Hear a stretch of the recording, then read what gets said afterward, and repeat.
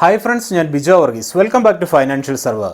പല സമയത്തും നമ്മളുടെ ഫോണിലേക്ക് ബാങ്കിൽ നിന്നൊരു കോൾ വരാറുണ്ട്. നിങ്ങൾക്ക് പേഴ്സണൽ ലോൺ ആവശ്യമുണ്ടോ എന്നും ചോദിച്ച്. പൈസയ്ക്ക് അത്യാവശ്യമുള്ള സമയമാണെങ്കിൽ നമ്മൾ അപ്പോൾ തന്നെ ഓക്കെ പറയും. 5 മിനിറ്റിനുള്ളിൽ പേഴ്സണൽ ലോൺ ഓക്കെ ആവുകയും ചെയ്യും. പക്ഷെ കുറച്ച് കാര്യങ്ങൾ അറിഞ്ഞതിന് ശേഷം വേണം നമ്മളൊരു പേഴ്സണൽ ലോൺ എടുക്കുന്നതിന്. പ്രത്യേകിച്ച് പലിശ, ഉയർന്ന പലിശയായിരിക്കും ഒരു പേഴ്സണൽ ലോണിന് നിങ്ങൾക്ക് ആവുന്നത്. എന്നാൽ ഇന്ന് നമ്മൾ സംസാരിക്കുന്നത് പലിശയെക്കുറിച്ചല്ല, പലിശയോടൊപ്പം വരുന്ന മറ്റ് ചാർജുകളെ കുറിച്ചാണ്. ഈ വീഡിയോ കണ്ടതിന് ശേഷം എന്തെല്ലാം ചാർജുകളാണെന്ന് മനസ്സിലാക്കി നിങ്ങൾ നിങ്ങളുടെ ബാങ്ക് ഉദ്യോഗസ്ഥനുമായി സംസാരിച്ചതിന് ശേഷം വേണം ഒരു പേഴ്സണൽ ലോണിന് അപ്ലൈ ചെയ്യാൻ. അപ്പോൾ നമുക്ക് എന്തെല്ലാം കാര്യങ്ങൾ ശ്രദ്ധിക്കണമെന്ന് നോക്കാം. പോകാം സ്ക്രീനിലേക്ക്.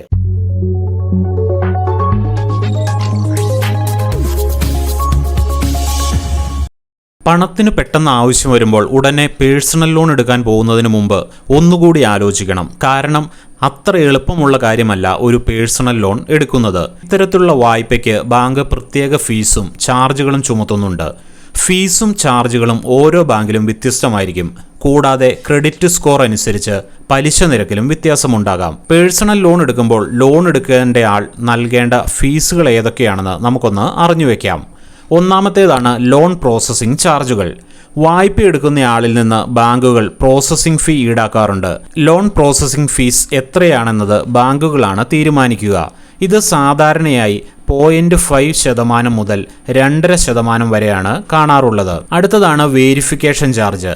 ഒരു ബാങ്ക് വായ്പ അനുവദിക്കുന്നതിന് മുമ്പ് അത് തിരിച്ചടയ്ക്കാൻ ഇടപാടുകാരന് കഴിയുമോ എന്ന് പരിശോധിക്കാറുണ്ട്. സാധാരണയായി ഇടപാടുകാരന്റെ ക്രെഡൻഷ്യലുകൾ പരിശോധിക്കാൻ ഒരു 3ാം കക്ഷി സ്ഥാപനത്തെയാണ് പൊതുവെ പ്രയോജനപ്പെടുത്താറുള്ളത്.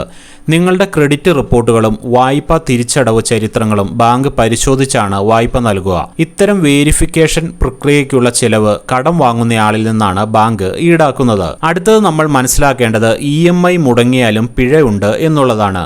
വ്യക്തിഗത വായ്പ എടുക്കുന്നവർ സമയബന്ധിതമായി EMI പേയ്മെൻറ്റുകൾ നടത്തുന്നതിന് ആവശ്യമായ പണം അക്കൗണ്ടിൽ നീക്കിവെച്ചിട്ടുണ്ടെന്ന് ഉറപ്പാക്കണം.